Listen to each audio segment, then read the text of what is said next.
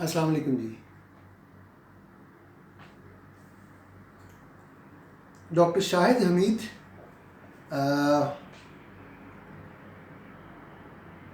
Medical specialist, diabetologist, consultant general physician आपकी खिदमत में एक बार फिर। आज मैं आपके साथ शुगर की किस्मों को डिस्कस करूंगा। आमतौर पे आपने सुना होगा कि दो किस्में होती हैं। मैं थोड़ा सा आज आपको बताऊंगा कि इसकी और भी किस्में होती हैं। इमेजिन कर लें कि ये 5 किस्में होती हैं और उनकी आगे भी कई किस्में होती हैं। तो चले चलते हैं जी। सबसे पहले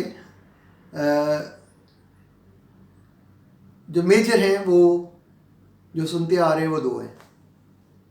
टाइप 1 डायबिटीज़। टाइप 1 डायबिटीज़ ये होती है कि जो आमतौर पे उम्र के शुरू में हो जाती है, 30 साल से पहले हो जाती है, बच्चों में भी हो सकती है और आमतौर पे ये लोग पतले होते हैं। ये टाइप 1 जो है इसको आमतौर पे इंसुलिन की ही ज़रूरत पड़ती है, क्योंकि एब्सोल्यूट डेफिशिएंसी ऑफ इंसुलिन काफ़ी हद तक ख़त्म हो जाती है। ये बीटा सेल्स जो पेनक्रियास के हैं वो इंसुलिन नहीं बना सकते। इसकी फर्दर दो किस्में हैं। जो 95% लोग हैं उनको टाइप 1A होती है। टाइप 1A आमतौर पे ऑटो इम्यून प्रोसेस की वजह से होती है। ऑटो इम्यून का प्रोसेस ये है कि बॉडी का मुदाफ़ती निज़ाम जो पेनक्रियास के अंदर बीटा सेल्स होते हैं उनके अगेंस्ट एंटीबॉडीज़ बना के तो बीटा सेल्स को डिस्ट्रॉय कर देते हैं। और इसके साथ साथ शुगर के टाइप 1 के मरीज़ को कोई और दूसरी ऑटोइम्यून डिजीज़ भी हो सकती हैं, जिसमें ऑटोइम्यून थायराइडाइटिस, गिलर्ड, ऑटोइम्यून हेपेटाइटिस, सीलियक डिजीज़ या मेस्थीनिया ग्रेविस। एक और मैदे की बीमारी होती है parietal cell antibodies, pernicious anaemia. तो ये बहुत सारी लिंक्ड होती हैं। ऑटोइम्यून प्रोसेस कई दफ़ा लिंक होता है। तो शुगर के टाइप 1A के मरीज़ों के चांस है कि साथ कोई और भी बीमारी हो सकती है, लेकिन ज़रूरी नहीं है। जो टाइप 1B होती है वो 5% लोगों में होती है और उसको वो इडियोपैथिक होती है। इडियोपैथिक का मतलब कि उसकी वजह मालूम नहीं होती, वो कि बीटा सेल्स क्यों डिस्ट्रॉय होते हैं। वो वायरसेस की वजह से भी हो सकते हैं, इन्फेक्शन की वजह से भी हो सकते हैं, किसी और वजह से भी हो सकते हैं। और इसी टाइप 1B में या इसी में कुछ लोग ऐसे होते हैं जिनको फ्रैंक डीके नहीं होता। मतलब ये टाइप 1 के पेशेंट्स ये डायबिटिक कीटोएसिडोसिस के साथ प्रेजेंट करते हैं, लेकिन कुछ पेशेंट्स में ये सिंपल कीटोसिस प्रोन, उसको कहते हैं KPD, कीटोसिस प्रोन डायबिटीज़। तो ये टाइप 1B को समटाइम KPD का नाम भी दिया जा सकता है, क्योंकि उसमें मरीज़ फुली तौर पर डायबिटिक कीटोएसिडोसिस के साथ नहीं आता। अब चलते हैं टाइप 2 की तरफ। टाइप 2 आमतौर पे मोटे लोगों में होती है और इसकी वजह एनवायरमेंटल या जेनेटिक, यानी या तो ये ख़ानदानी होगी, अम्मा अब्बा में से किसी को होगी, और या एनवायरमेंटल में ओबेसिटी, ओवर ईटिंग, ये सबसे कॉमन फैक्टर है। और इन लोगों में आमतौर पे इंसुलिन रेजिस्टेंस होती है। और ये जो चर्बी है, ये अगर आप इंसुलिन को देखें तो इंसुलिन का मॉलिक्यूल ये अपने रिसेप्टर पर काम करता है। तो ये जो चर्बी होती है ये उन रिसेप्टर को कवर कर देती है और इंसुलिन उन रिसेप्टर्स को ढूंढ नहीं पाती। सो इंसुलिन तो मौजूद होती है, बल्कि ज़्यादा होती है, लेकिन वो इंसुलिन काम नहीं कर पाती, जिसकी वजह से बीटा सेल काम नहीं करते। तो ये वाली टाइप 2 डायबिटीज़ होती है। इन दोनों के दरमियान एक और जिसको आप मैं कहूँगा कि दिस इज थर्ड टाइप, तीसरी मतलब आप तीसरी कह लें, लेकिन इसका नाम एक्चुअली है टाइप 1.5, टाइप 1.5 डायबिटीज़, और इसका दूसरा नाम है LADA, latent autoimmune diabetes of adults. इसमें क्या होता है, ये बेसिकली ये होते तो टाइप 1 ही है, मतलब उनकी बीटा सेल डिस्ट्रॉय हो चुके होते हैं काफ़ी हद तक, लेकिन they behave as a type 2। Type 1 होते हैं, टाइप 2 की तरह बिहेव करते हैं और थोड़ा अरसा गोलियों पर भी चल जाते हैं, क्योंकि ये बहुत स्लोली प्रोग्रेस हो रही होती है और बीटा सेल्स को बहुत स्लोली डिस्ट्रॉय कर रही होती है। तो ये है तीसरी टाइप, यानी टाइप 1.5 या लाडा। अब चलते हैं तीसरी किस्म डायबिटीज़। तो डायबिटीज़ की जो तीसरी किस्म है उसके फर्दर सब ग्रुप्स आप कर सकते हैं। उसमें जो कॉमन है वो आप मोडी, उसको मोडी कहते हैं, MODY, MODY, maturity onset diabetes of young. आमतौर पे ये 25 साल से कम उम्र के लोगों में होती है। इसकी फर्दर 6 किस्में होती हैं और इसमें जेनेटिक डिफेक्ट या जेनेटिक म्यूटेशन होती है, जो कि HNF4 alpha, glucokinase gene, HNF1 alpha, HNF beta और कुछ और जीन इन्वॉल्व हैं। तो ये 6 किस्म की मोडी होती है।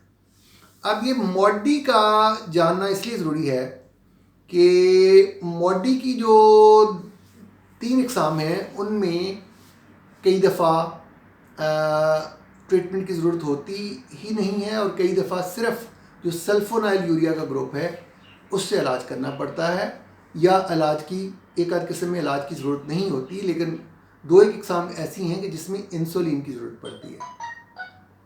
तो इसको जानने के लिए ज़रूरी है कि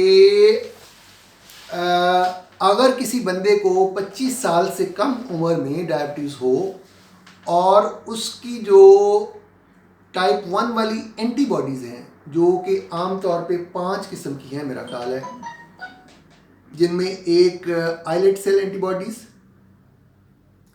और GAD65 एंटीबॉडीज़, और इसके बाद है आपका एंटी इंसुलिन एंटीबॉडीज़, और एक आपकी आ जाती है ये जो ट्रांसपोर्टर 8 एंटीबॉडीज़ एक और है। ये 5 एंटीबॉडीज़ होती हैं। आप में अगर किसी बंदे में ये एंटीबॉडीज़ नेगेटिव हों और उसको 25 साल से पहले शुगर हो जाए या उसकी उम्र 30 साल से कम है, तो उसकी जेनेटिक टेस्टिंग करनी ज़रूरी हो जाती है, ताकि ये मोडी की 6 टाइप्स में से जाना जाए कि ये कौन सी टाइप है। क्योंकि अगर ये आप नहीं जानेंगे तो चांस है कि उसको गैर ज़रूरी तौर पर आपके डॉक्टर जो है वो इंसुलिन शुरू कर सकते हैं। ठीक है, तो ये भी बड़ी अहम बात है। इसके अलावा ये मैं बात कर रहा हूँ टाइप 3 डायबिटीज़ की। टाइप 3 डायबिटीज़ में एक और ग्रुप आ जाता है जिसमें आप कहते हैं एक्सोक्राइन डिजीज़ ऑफ पेनक्रियाज, यानी आपका लबलबा है, लबलबे की सोजन हो गई या पेनक्रेटाइटिस हो गया या लबलबे का ट्यूमर हो गया या लबलबे को काट दिया गया किसी वजह से, राइट, या लबलबे को या कुछ और बीमारियां हैं जिसमें एक्रोमेगैली, कुशिंग सिंड्रोम आ जाती है, फ्यूक्रोमोसाइटोमा आ जाता है, या आप कोई मेडिसिन हैं जिसमें फेनिटॉइन एक ड्रग है, साल्बुटामॉल है और स्टीरॉयड हैं, ये कुछ ऐसी दवाइयां हैं अद्वियात के इस्तेमाल से, और ये सारी अगर ग्रुप है तो ये भी टाइप 3 डायबिटीज़ में आता है, इसको आप टाइप 3C कुछ जगहों पर लेबल किया हुआ है। इसके अलावा कुछ और अदर ग्रुप्स आ जाते हैं जिसमें आप कह लेंगे एक है मैटरनल माइटोकॉन्ड्रियल रिलेटेड डायबिटीज़ के। अगर अगर जो माइटोकॉन्ड्रिया मदर का है वो अफेक्टेड है, तो वही उसकी वजह से अगर डायबिटीज़ है तो वो आगे जनरेशन बच्चों में ट्रांसमिट हो सकती है। और इस जो माइटोकॉन्ड्रियल म्यूटेशन रिलेटेड डायबिटीज़ है, इसमें आम तौर पे उन मरीज़ों को सुनने की सलाहियत उनकी ख़राब होती है, यानी बोले होते हैं, सुन नहीं सकते, राइट। एक और इसी तरह शुगर की एक किस्म है जिसको आप वुल्फ सिंड्रोम, खैर इसकी डिटेल में जाने की ज़रूरत नहीं है। वुल्फ सिंड्रोम है, डायबिटीज़ इंसिपिडस है, वो डिफरेंट चीज़ें हैं। तो ये आप याद रखेंगे। ये हो गई टाइप 3। सो एक और डिज़ीज़, अब मैं आता हूँ टाइप 4 डायबिटीज़ पे। टाइप 4 एक्चुअली पाँचवीं टाइप कर लें डायबिटीज़ की। तो ये this is related to Alzheimer disease. Alzheimer's एक दिमाग की बीमारी है जो उम्र के साथ साथ दिमाग का सोचना और याददाश्त का खो जाना और ये बहुत सारे और फीचर होते हैं। तो अल्जाइमर डिज़ीज़ से रिलेटेड ये आमतौर पे बड़ी उम्र के लोगों में होती है, तो इसको टाइप 4 डायबिटीज़ कहते हैं। सो कमिंग बैक, शुगर की 5 मेजर किस्में हैं। Type 1, type 2, type 1.5, type 3, type 4। तो ये 5 हैं जिनकी आगे फिर सब क्लासिफिकेशंस और हैं। तो ये उम्मीद है कि मेरी ये बात आपको फोर्स करेगी कि घर बैठे, या आपको कन्विंस करेगी, फोर्स तो नहीं कहना चाहिए, आपको कन्विंस करेगी कि आप अगर किसी को नई शुगर होती है तो डायरेक्टली गोलियां या टीके पर ना जाएं, अपने मुआलिज, अपने फिजिशियन या अपने डायबिटोलॉजिस्ट से रब्ता करें और टेस्टों पर पैसे लगाएं। ये ऐसे टेस्ट हैं जो मैंने बोले हैं, ये एंटीबॉडी टेस्ट हैं। इसके अलावा आपको एक और टेस्ट होता है जिसको वो सी पेप्टाइड क्रिएटिनिन रेशो होती है, जो कि बॉडी में करनी होती है। फिर HbA1c करना होता है, अल्ब्यूमिन क्रिएटिनिन रेशो करनी होती है, फिर आपको फास्टिंग लिपिड प्रोफाइल करनी होती है, किडनी के टेस्ट, लिवर के टेस्ट ये करने होते हैं। तो ये सारे टेस्ट मेरा ख्याल से कि पाकिस्तान में तो शायद हर हॉस्पिटल में गवर्नमेंट में अवेलेबल नहीं है, लेकिन एक दफ़ा तो आपको ये ज़रूरत पड़ सकती है। तो उम्मीद है कि डायबिटीज़ की मुख्तलिफ़ किस्मों के मतलब आपको मेरी ये वीडियो पसंद आई होगी। अल्लाह हाफिज़, शुक्रिया।